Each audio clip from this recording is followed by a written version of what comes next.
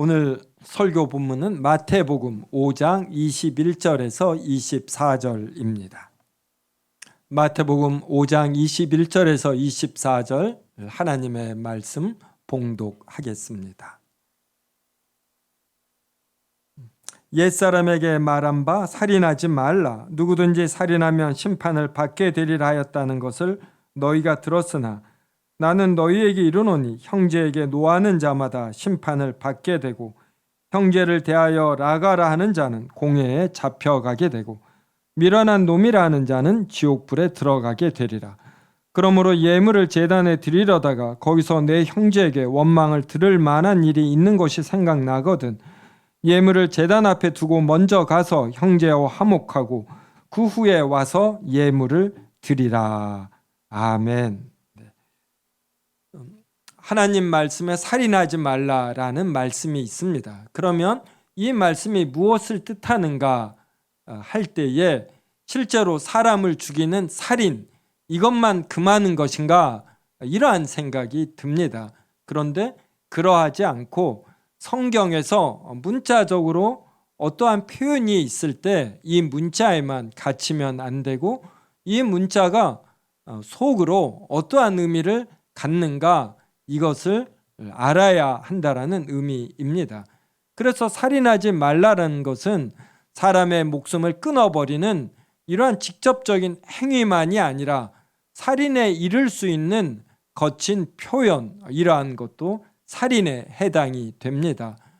우리가 몽둥이로 한두 대 맞은 상처는 시간이 지나면 낫습니다. 그런데 심하게 얻어맞은 말의 폭탄은 10년, 20년, 30년이 가도 낫지 않는 이러한 경우들이 있습니다. 그래서 22절에 보면 형제에게 노하는 자마다 심판을 받게 된다 이럽니다. 그 다음에 형제를 대하여 라가가 바보 이러한 의미를 갖는 단어입니다. 그러므로 인격적 비하를 하는 것 이러한 것도 살인에 해당이 되는 것입니다. 그리고 미련한 놈이라 너는 왜 이리 지혜가 없느냐라고 이렇게 멸시하는 표현 이러한 것도 살인에 해당이 되는 것이에요. 그래서 우리는 내가 직접적으로 사람을 죽이지 않았다고 하여 내가 살인하지 말라는 율법을 지켰다 이렇게 생각할 것이 아니라 내가 언어에 있어서 그리고 형제를 멸시함에 있어서 범한 죄는 없는가 이 생각을 해야지 됩니다. 그래서 예물을 제단에 드리려다가 내가 형제에게 말로 행위로 또 눈의 표정으로 몸짓으로 멸시한 일 마음 아프게 한 일 원망 들을 만한 일이 생각이 나면은 예배를 드리기 전에 앞서 형제와 화목하라 그럽니다. 그러니까 예배를 드리는 목적 이러한 것이 하나님께 영광을 돌리고 하나님의 진리된 말씀을 들어 우리가 은혜를 받고 깨달음에 있습니다. 그러므로 형제에게 원망 들을 만한 일을 하고 아무 일이 없다라는 듯이 예배를 드리는 것 또 이러한 것은 옳지 않지요. 그래서 예배를 드리는 자는 형제를 대하는 일에 있어서도 원망 들을 일을 해서는 안 된다라는 의미입니다.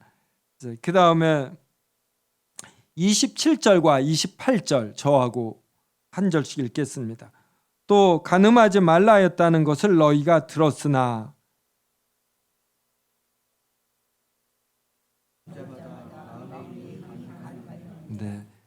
그래서 실제로 이성과 간음하는 행위 이것만이 간음에 해당되는 것이 아니라 이런 마음속으로 상상하는 것, 나래를 펼치는 것 이러한 것도 간음에 해당이 됩니다. 그래서 루터가 유명한 표현을 남겼죠. 새가 우리 머리 위로 날아갈 수는 있다. 하지만 그 새가 우리 머리 위에 둥지를 틀게 해서는 안 된다. 여자를 보고 순간적인 어떤 음욕이 일 수 있습니다. 그런데 빨리 이것을 떨쳐버리고 우리 머릿속으로 더 상상하지 않는 것입니다. 그래서 생각과 말로 죄를 짓는 것 이것도 죄가 되는 것이에요. 꼭 행위만이 아니라. 네, 그래서 첨단으로 간다라는 것은 생각한 거, 이러한 것이 그대로 행위로 표현되기 쉽다, 이런 뜻입니다. 예전에는 간음을 하려면 이러한 술집이나, 그러니까 이러한 간음을 하는 장소에, 그런 기생집이라고 합니까? 뭐 이런 데를 가야지 돼. 도박을 하려면 도박을 하는 집에 가야지 됩니다. 그런데 지금은 인터넷으로 얼마든지 이런 인터넷 도박도 가능하고, 인터넷으로 이런 음란한 영상과 글, 이러한 것을 접할 수가 있습니다. 그래서 하나님은 사람들에게 아주 굉장히 높은 능력을 주실 수 있는데, 그런데 사람들에게 이 도덕성이 따르지 않는 거예요. 그래서 이 도덕성에 맞는 만큼의 능력만 하나님이 주시는 겁니다. 우리가 생각한 걸 그대로 구현할 수 있는 능력이 있다면 우리는 숱하게 살인하고 간음하는 것입니다. 그래서 호랑이나 사자에게 지혜가 없는 건 그들에게 육체적 힘이 강한데, 여기에 지혜까지 있으면 그들이 많은 살인을 하기 때문에 하나님께서 능력을 이렇게 감소시킨 것입니다.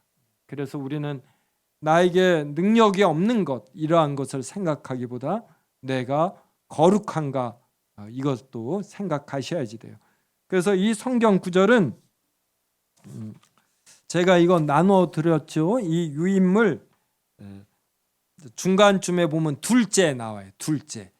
이게 무슨 뜻이냐면 99문에 보면은 십계명을 올바로 이해하기 위해 어떤 규범들을 준수해야 합니까? 그럴 때 둘째를 읽어보겠습니다.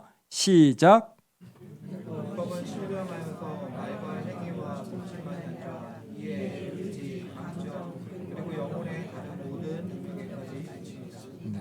그리고 피 되어 있잖아요. 이 피에 해당되는 성경 구절이 오늘 설교 본문 마태복음 5장 21절, 이제 이러한 것입니다. 네. 그래서 우리는 이해, 의지, 감정, 이러한 것까지도 전부 올바라야 우리가 법을 지킨 것이지, 외적인 말과 행위와 몸짓, 이건 눈으로 보이거든요. 그래서 이것은 우리가 위선을 떨 수가 있는 것이에요. 근데 속으로는 골물 수가 있는 것입니다. 다윗이 여호와 보시기에 정직한 자라는 것은 눈에 보이는 드러나는 행위에 있어서는 우리아의 아내 밧세바와 간음을 했습니다. 근데 그것뿐이고, 이 속으로는 그가 말이나 그 생각이나 이러한 면에서 그가 의로웠던 것이에요. 그래서 하나님께 다윗이 크게 칭찬을 받습니다. 그래서 이제 저는 목사이니까 보는 눈이 있어서도 큰 죄 이런 거를 못 짓겠더라고요. 길거리 갈 때도. 그리고 제가 책들을 써서 그런지 가끔 전철 타고 가거나 이럴 때도 저를 아는 체 하는 분이 있어요. 그래서 나는 참 주의해야지 되겠다. 모든 사람을 향하여 친절한 척 행동을 해야지 되겠다. 이런 생각이 들어요. 그래서 목사라는 이러한 직위 때문에 제가 외적으로 거룩한 척 할 수 있습니다. 그런데 이제 내적으로는 아무도 모르잖아요. 그래서 이 면을 제가 이제 깨끗하게 해야 하나님께 칭찬을 받는 것이죠. 네. 그래서 웨스민스터 99문에 근거해서 이제 설명하면은, 성경이 어떤 율법을 말할 때 이 율법의 문자적인 뜻, 여기에만 또 국한되면 안 되고 이 깊은 뜻을 알아야지 되는데, 그것이 바로 이해, 의지, 감정, 그리고 영혼의 다른 모든 능력, 이러한 것에 있어서까지 우리가 거룩해야 한다라는 것입니다. 네. 자, 이제 유인물 98문을 저랑 묻고 답하겠습니다. 무엇이 도덕법을 요약하여 담고 있습니까? 십계명이 도덕법을 요약하여 담고 있는데, 시대에서 하나님의 음성에 의해 전달되었으며 하나님에 의해 두 돌판에 쓰여졌고 출애굽기 20장에 기록되어 있습니다. 첫 네 계명은 하나님을 향한 우리의 의무, 다른 6계명은 사람을 향한 우리의 요구를 짓고 있습니다. 네.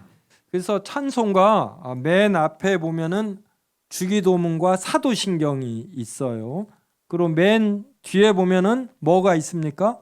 네, 십계명이 있습니다. 그래서 어떤 교회들은 예배 때마다 이 십계명을 외워요. 그래서 이 십계명은 구약 시대에만 지켜야 하는 법이 아니라 신약 시대에도 우리가 지켜야 하는 계명입니다. 그 성경책 있는 분은 뒤에 한번 보셔요. 그래서 십계명 중에 첫 번째, 너는 나 외에는 다른 신들을 내게 두지 말라. 제2, 너를 위하여 새긴 우상을 만들지 말라. 제3, 너는 내 하나님 여호와의 이름을 망령되게 부르지 말라. 그리고 제4는 안식일을 기억하여 거룩하게 지키라입니다. 요 네 계명이 하나님께 향한 우리의 의무예요. 그리고 이제 5계명이 부모 공경, 6이 살인하지 말라, 제7이 간음하지 말라, 제8이 도둑질하지 말라, 제9가 거짓 증거하지 말라, 제10이 이웃의 집을 탐내지 말랍니다. 이것은 사람에 대한 우리의 의무를 담고 있어요. 그래서 구약 성경에 있는 모든 율법을 요약하면 이 10가지의 계명에 속합니다.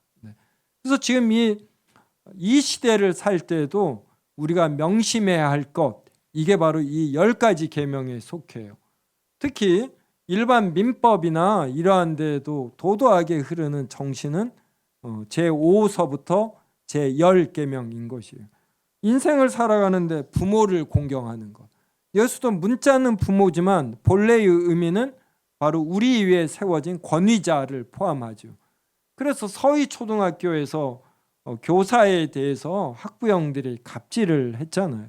물론 교사들도 있지만 교사들도 학부형을 향해서, 아이를 향해서 이제 갑질할 수 있는데, 기본적으로 우리는 사회에서 세워진 질서를 존중해야지 되죠. 이 모든 걸 포함한 것이 부모 공경입니다. 그리고 6은 살인하지 않는 거예요. 이 살인에는 말폭탄도 포함이 됩니다. 그러니까 이러한 갑질들, 상사가 아랫사람에게 폭언하는 이러한 것들. 그 다음에 간음하지 말라. 요 사이는 간음이 너무 많지요. 그래서 이것은 아예 손도 못 댑니다. 지금은 간통죄가 법률에서 없어질 정도예요. 그래서 간통한 사람들이 나의 행복을 추구했는데 누가 주변에서 말하랴, 이런 형국입니다. 그리고 동성애가 죄가 아니다, 이제 이런 주장도 많이 나오지 않습니까? 그 다음에 도둑질하지 말라. 도둑질은 직장 내에서 자신에게 주어진 근무 시간에 열심히 하지 않는 것, 이런 것까지 전부 포함이 되는 것이죠. 그 다음에 제9가 거짓 증거입니다. 그러니까 이간질하지 않고 말을 옮기지 않는 것이에요. 인간의 덕목에서 거짓 증거하지 않는 거 얼마나 중요합니까? 제10이 이웃의 집을 탐내지 않는 것입니다. 시기와 질투하지 않는 것. 그래서 지금도 인생을 살아가는데 가장 중요한 것은 이 십계명이 되는 것이에요. 그래서 십계명은 도덕법을 요약한 것이고, 그리고 십계명은 하나님 사랑과 이웃 사랑이라는 두 가지로 요약이 됩니다. 그래서 우리 성도님들은 이간질하면 안 되고 어디에서 거짓 증언하면 안 되는 것이에요. 그래서 우리가 이렇게 진실을 잘 추구하면 이 사회가 얼마나 건전해지는지 모릅니다. 그래서 앞으로 우리가 이 십계명을 배울 터인데, 제가 이것을 배우고 이 대우리 문답처럼 십계명 해설이 잘 되어 있는 신앙 고백문이 없어요. 이거를 제 생활에 적응하면서 저도 좀 더 나아진 이런 품격의 소유자가 되는 걸 느낍니다. 자, 그래서 우리가 98문을 했습니다. 이제 99문 저랑 묻고 첫째까지만 읽으셔요. 자, 십계명을 올바로 이해하기 위해 어떤 규범들을 준수해야 합니까? 십계명을 올바로 이해하기 위해 다음 부분들을 준수해야 합니다. 첫째, 율법은 완전하여 각 사람에게 율법의 의와 온전한 순종에 이르기 위해 전적으로 율법을 전적으로 따르는 율법과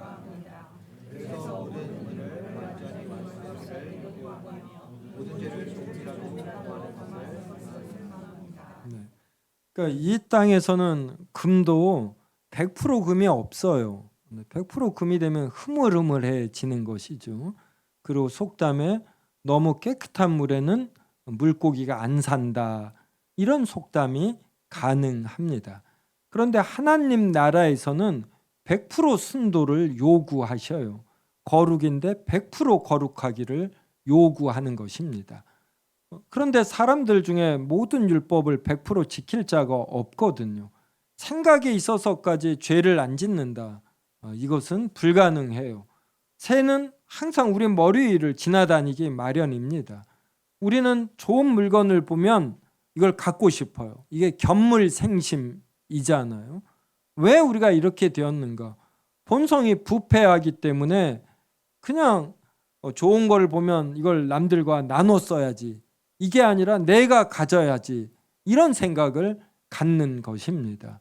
그래서 우리가 지난 주일에 공부한 것처럼 이런 율법을 보면은 내가 다 지킬 수 없다. 이런 생각이 들어요. 그러면 나는 죄값으로 죽는구나. 그럼 여기서 벗어날 방법이 무엇인가? 그때 우리를 대신해서 모든 율법을 지키시고 우리의 죄값을 지고 죽으신 예수 그리스도를 떠올리게 되는 것이에요. 그래서 우리는 예수 그리스도가 십자가에 죽으심으로 우리에게 새하늘 새 땅, 하나님 나라, 완벽한 하나님 나라가 주어지는 것이에요. 그래서 율법을 대하면 이 율법에 조금이라도 어기면은 하나님께서 기뻐하시지 않는다. 이 원칙은 우리가 알아야지 돼요. 그래서 우리는 100% 율법을 지키기 위해서 노력해야지 됩니다. 하지만 지킬 자는 아무도 없다. 그때마다 우리는 예수 그리스도에게 의지해서 나아가는 것입니다. 그래서 근거 성경 구절이 야고보서 2장 10절이에요. 누구든지 온 율법을 지키다가 그 하나를 범하면 모두 범한 자가 되나니. 자, 둘째는 아까 했지요. 그래서 우리는 말과 행위와 몸짓만이 아니라 우리 몸 안에 있는 이해, 의지, 감정, 영혼의 다른 모든 기능에까지, 능력에까지 율법을 지켜야 합니다. 셋째, 같이 읽겠습니다. 시작.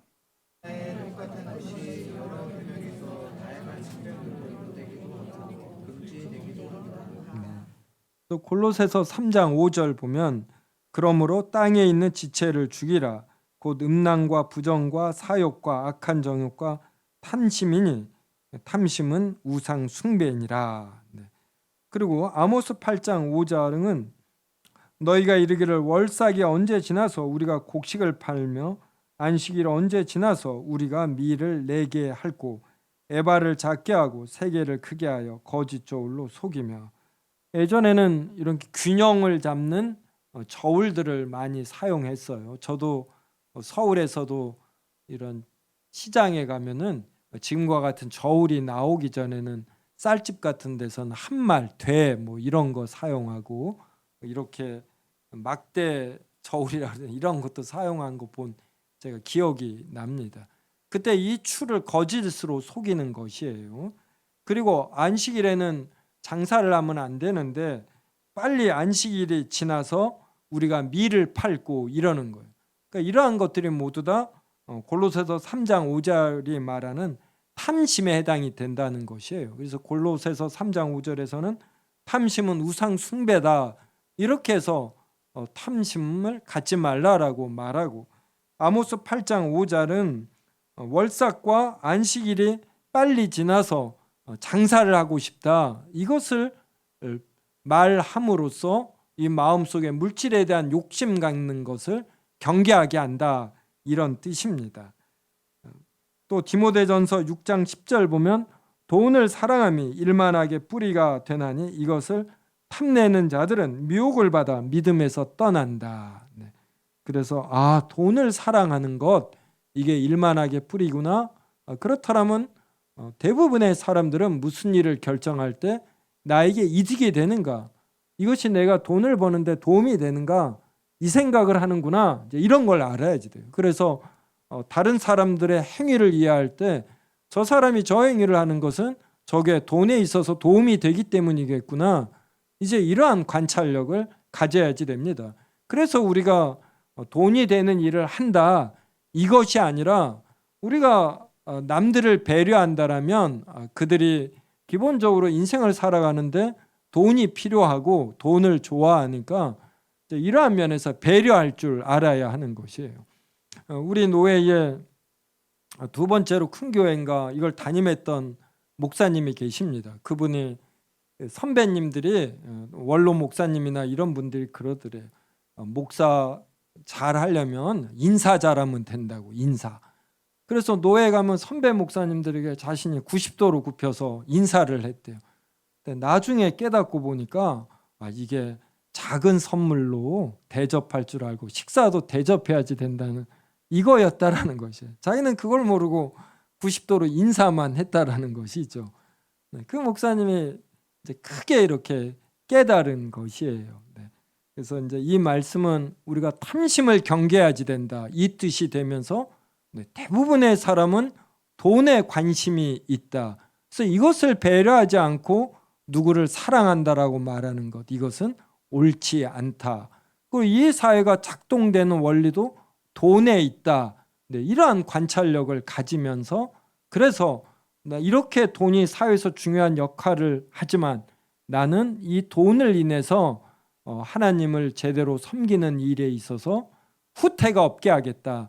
이렇게 종합적인 사고를 갖는 것이에요. 그래서 우리나라가 예전에는 남자들이 돈에 선비들이 돈에 너무 관심을 갖지 않아야지 된다 이런 게 있었는데 이건 잘못된 것입니다. 집안에서 부모는 중요한 일을 맡은 가장일수록 돈에 대해서 알아야지 돼요. 사회가 경제 면에 있어서 얼마나 중요하게 돌아가는가 이걸 알아야지. 이걸 모르고 말로만 한다든지 이러한 것은 헛된 일입니다. 자, 다음 넷째 같이 읽겠습니다. 시작.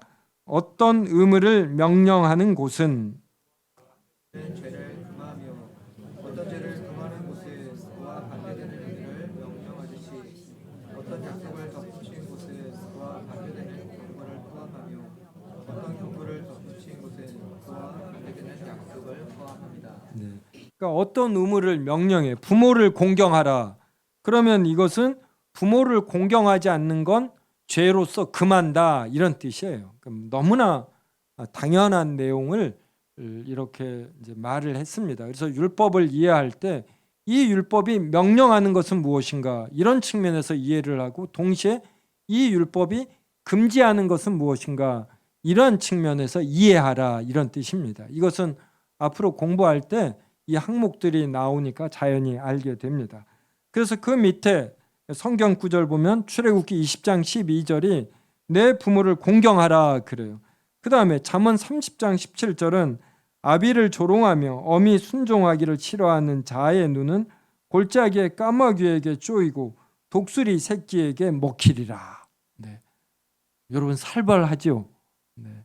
우리 부모 공경이 이렇게 중요한 것이에요. 그래서 출애굽기 20장 12절은 부모를 공경하라는 긍정적 표현으로 나타내고 잠언 30장 17절은 부모를 공경하지 않는 것에 어떤 죄악상, 벌 이것을 말을 합니다. 다음 다섯째 같이 읽겠습니다. 시작. 하나님께서 금하신 것은 언제라도 해서는 안 됩니다.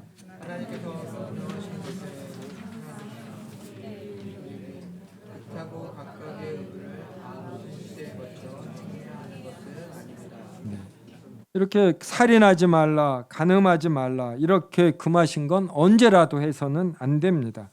하나님께서 명령하신 것, 부모를 공경하라, 안식일을 기억하여 거룩하게 지키라 이러한 것은 우리의 의무가 됩니다. 이제 그렇다고 해서 각각의 의무를 다 모든 시대에 걸쳐 행해야 하는 것은 아니다. 그래서 구약 시대와 신약 시대에 좀 차이가 있다 이런 의미예요. 그래서 마태복음 12장 7절 제가 읽겠습니다. 나는 자비를 원하고 제사를 원하지 아니하노라 하신 뜻을 너희가 알았더라면 무죄한 자를 정죄하지 아니하였으리라.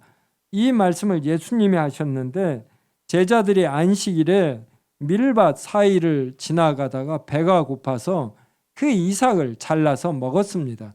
그러자 바리새인들이 예수님께 당신 제자들이 안식일을 어겼다 이렇게 표현하는 것이에요.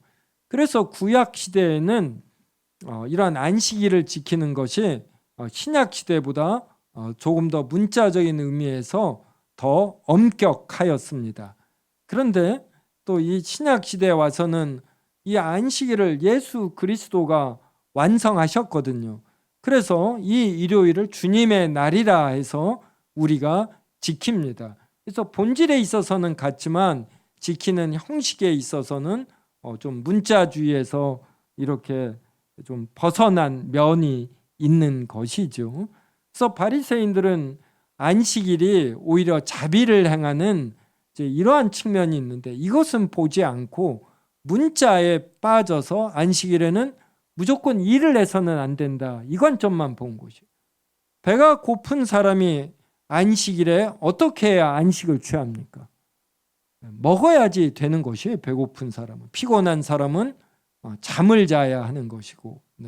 그래서 저도 주일날 최대한 이렇게 사 먹지 않습니다. 저는 제가 뭐가 배고파서 주일날 사 먹었다 이런 기억은 거의 별로 없어요. 그런데 가족과 같이 무슨 행사가 있거나 또 자녀들이 어렸을 때 산책을 주일날 오후 예배 다 마치고 걸어가다가 목이 말라서 아이스크림이나 음료수 사 먹는 거 이러한 것은 아이들에게 안식이 되지 않습니까? 이러한 면에서는 이렇게 문자 그대로 안 지켜도 되는 것이에요. 이러한 면에서는 구약 시대보다 신약 시대에 어떤 자유함 이러한 것이 있는 것이죠. 그래서 다섯째 끝에 있는 그렇다고 각각의 의무를 다 모든 시대에 걸쳐 행해야 하는 것은 아닙니다. 이게 그 뜻입니다. 이제 여섯째 같이 읽겠습니다. 하나의 죄나 의무는 이와 같은 종류의 죄와 의무를 모두 금하거나 명령하는데 죄나 의무의 모든 원인, 수단, 기회, 모양을 그리고 죄나 의무를 일으키는 작업을 그래서 이것은 둘째하고 좀 비슷해요. 그래서 밑에 보면 마태복음 5장 21절 있죠. 이건 이미 살펴서 그냥 넘어갑니다. 그 밑에 마태복음 15장 4절과 6절인데 저랑 한 절씩 읽겠습니다. 하나님이 이르셨으되 내 부모를 공경하라 하시고 또 아버지나 어머니를 비방하는 자는 반드시 죽임을 당하리라 하셨거늘 너희는 이르되 누구든지 아버지에게나 어머니에게나 말하기를 내가 주여 그릇하게 할 것이 주의 주님이 깨우치다. 같이 읽습니다. 그 부모를 공경할 것이 없다 하여 너희의 전통으로 부모를 공경해야지 되는데 그래서 부모에게 뭘 이렇게 많이 주고 싶어 이제 줘야 되지 않습니까? 근데 이게 아까운 거예요. 부모에게 주고 싶은 것이. 그래서 이제 쌀을 예로 들면 지금 이거를 부모에게 드려야 할 쌀인데 주기가 싫으니까 이 쌀을 하나님께 바쳤다. 이렇게 표현을 하면은 이 쌀을 부모에게 주지 않아도 된다라는 이러한 관습이 이스라엘에 만들어진 것입니다. 근데 이 동기가 굉장히 악하지 않습니까? 그래서 율법을 지킨다라는 것은 이렇게 문자적으로 외형적인 논리를 따지는 것이 아니에요. 이제 이러한 사람들은 법기술자가 되는 것이에요. 본래의 의미가 무엇이에요? 부모에게 순종한다라는 것은 정말 진심으로 부모를 사랑하면서 부모에게 필요한 바를 더하는 것입니다. 그렇지 이렇게 외형적인 논리로 이것은 하나님께 바친 것이므로 부모님께 드릴 수 없습니다. 라고 말하는 것, 이러한 것은 잘못된 것이다. 그래서 죄나 의무를 일으키는 그러니까 모든 원인, 수단, 기회, 모양 그리고 자극 이러한 것까지 포함합니다. 이제 일곱째 같이 읽겠습니다. 우리에게 금지되거나 명령된 것을 다른 이들도 그들의 지혜와 사정에 따라 피하거나 수행하도록 우리의 지혜에 따라 수행하라. 그러니까 자기만 지키면 안 되고 자기가 집에 가장이라면 가족까지, 자기가 회사의 사장이라면 이 회사원들까지도 이 하나님의 말씀을 지키도록 자신이 유도할 수 있으면 유도하라, 이런 겁니다. 이제 그런데 함부로 회사를 경영할 때 이 하나님의 법을 기준으로 삼으면 이 회사 직원들이, 교회를 안 다니는 사람들도 이것을 이용합니다. 그래서 일반 불신자가 직원들에겐 좀 함부로 대해도 잘 참는 사람들이 하나님을 믿는 사람이 조금이라도 실수하면 아주 더 심하게 따지고 그래요. 그래서 함부로 이 사회에서나 직장에서 일반 논리보다 더 엄격한 도덕률을 요구하는 하나님의 말씀을 이렇게 적용하면 안 됩니다. 그래서 하나님의 말씀을 원칙으로 회사 경영에서 삼는다라면 이 사장님이 희생할 각오를 많이 해야지 돼요. 네. 그래서 이거 꼭 명심하셔야 합니다. 그래서 출애굽기 20장 10절 같이 읽겠습니다. 일곱째 날은 내 하나님 여호와의 안식일인즉 너나 내 아들이나 내 딸이나 내 남종이나 내 여종이나 내 가축이나 내 문 안에 머무는 객이라도 아무 일도 하지 말라. 그러니까 너만이 아니라 너의 가족들, 너의 종들, 그리고 너의 손님까지도 안식일에는 일하지 않게 하라, 이런 뜻이에요. 그 다음에 레위기 19장 보면은 너는 내 형제를 마음으로 미워하지 말며 내 이웃을 반드시 견책하라. 그러니까 이웃이 뭘 잘못하면 견책하라, 이 말이에요. 그러면 내가 그에 대하여 죄를 담당하지 아니하리라.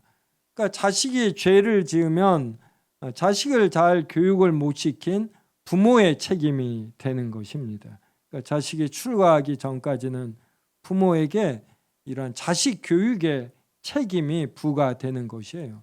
그리고 세움교회 성도님이 이렇게 어리석은 일을 하거나 또 죄를 지으면 이것이 당회와 또 담임 목사의 어떤 부분적인 책임이 되는 것이죠. 그래서 담임 목사가 특별히 이상하지 않는 한 이렇게 설교와 성경 공부를 통하여 권하는 말씀, 이것은 하나님 앞에서 전하는 것이니까 자신에게 잘 적용해서 이렇게 하나님의 성품으로 닮아가야 합니다. 창세기 18장도 보면 내가 그로 그 자식과 권속에게 명하여 여호와의 도를 지켜 의와 공도를 행하게 하려고 그를 택하였나니. 하나님께서 왜 아브라함을 택하셨냐면 아브라함만이 아니라 아브라함의 자식, 그 속한 자들, 권속들, 이들에게 여호와의 도를 가르쳐 지키게 하도록 하는 것이에요. 근데 지금은 개인주의가 되면서 그냥 자기만 하면 된다, 이런 생각이 있어요. 근데 이러한 면에서의 개인주의는 잘못된 것임을 우리가 알아야 합니다. 자, 8째 같이 읽겠습니다. 시작. 우리의 지위와 소명에 따라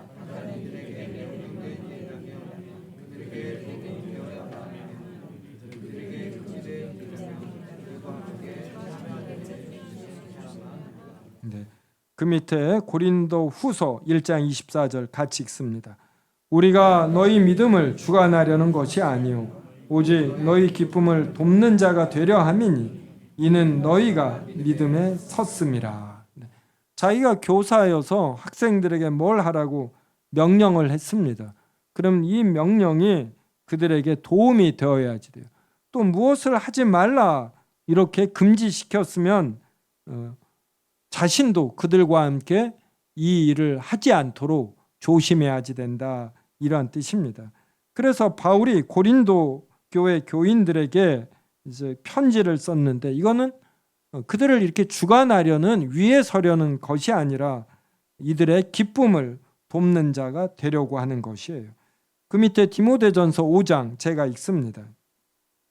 아무에게나 경솔히 안수하지 말고 다른 사람의 죄에 간섭하지 말며 내 자신을 지켜 정결하게 하라. 경솔히 안수하는 일, 또 다른 사람의 죄에 간섭하고 참여하는 일, 이런 거 하지 말고 너를 잘 지켜 정결하게 하라. 네, 그래서 이제 뭐 10대나 20대, 뭐 30대까지도 좀 친구들이 중요해요. 또 친구들이 하면 같이 하는 경향이 있습니다.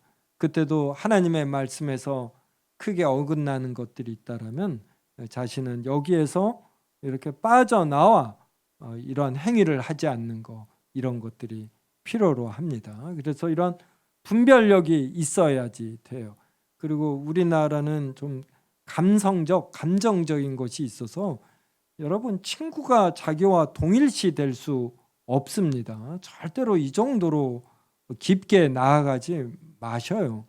감정적으로 이렇게 막 흥분되는 자리가 있어도 그는 그고 나는 나인 것입니다. 단지 그 자리에서 우정을 나누는 것이지 일체화시키면 그게 이제 가스라이팅이 되는 것이에요. 그렇다면 그의 힘든 일과 그의 죄에까지도 참여해야지 되는 이런 형국이 발생합니다. 그래서 우리 그리스도인은 늘 적정과 절도 그리고 절제가 있어야 합니다. 에베소서 5장 11절은 너희는 열매 없는 어둠의 일에 참여하지 말고 도리어 책망하라. 같이 친구들이 있는데 이들이 어둠의 일에 하고 있는 거예요. 어둠의 일을. 그러면 이 어둠의 일에 참여하지 않아야지 돼요. 이것은 열매가 없어요. 오히려 이들을 책망해야 합니다. 자, 백문 묻고 답하겠습니다. 우리는 십계명에서 어떤 특별한 것들을 숙고해야 합니까?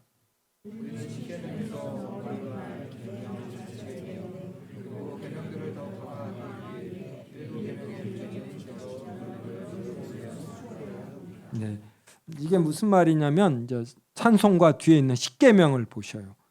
자, 십계명의 맨 앞부분이 제1 이거 전에 하나님이 이 모든 말씀으로 말씀하여 이르시되 나는 너를 애굽 땅 종되었던 집에서 인도하여 낸 내 하나님 여호와니라. 이게 머릿말이에요. 그래서 이 밑에 나오는 10가지 계명이 하나님께서 우리를 종에서 인도해 내셨거든요. 즉 구원자이시다 이 말이에요. 그러므로 구원자가 되시는 하나님의 말씀을 우리가 잘 지켜야지 된다 이런 뜻입니다. 그 다음에 찬송가에는 제1 그랬는데 이게 성경에는 없습니다. 이거는 그냥 덧붙인 것이에요. 그래서 로마 가톨릭과 이 개신교가 10개의 계명이라는 면은 같지만 이게 구분하는 게 달라요. 굉장히 재미있게.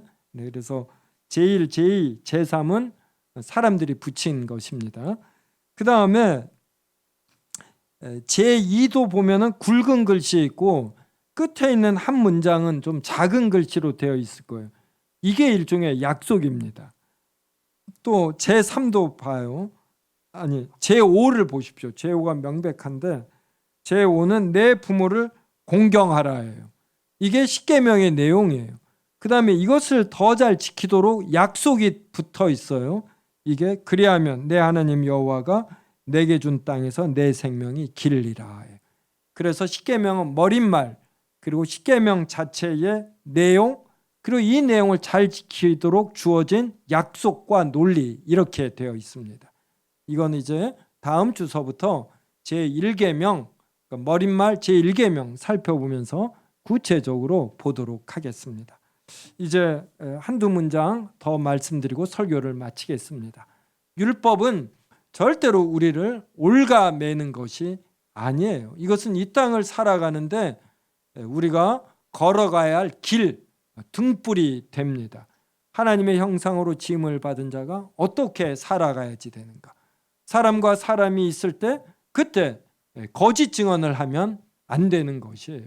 이게 사람이 걸어가야 할 길입니다. 지금 당장 누구 편을 들고 싶어요? 또 지금 당장 내가 어떤 거짓말을 해서 나의 이득을 주고 싶습니다. 그때 이것을 하지 않는 것.